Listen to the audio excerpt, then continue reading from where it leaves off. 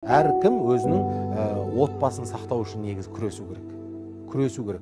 Осы ажырасу қазіргі уақытта ең оңай нәрсе неге? Себебі әйелінің де айтары бар, күйеуінің де айтары бар. Егер адамдар бір-бірінен бәле іздейтін болса, екеуінің де айтары бар. Бірақ қай семья қазіргі уақытта қалып кетеді, қай семья бір-бірінен бәле іздемейді. Қай семья басынан сөзді асырып жібереді. Қай семья бір-біріндегі көріп тұрған кемшілікті көрмеуге тырысады, міне сол семьяның сақталып қалу мүмкіншілігі зор. Себебі неге? Күн сайын біздің төңірегімізде отбасымызды сақтап қалу үшін үлес қосатын адам жоқ. Оны іздемей-ақ қойыңыз, үлкендердің ортасында да, кішілердің ортасында.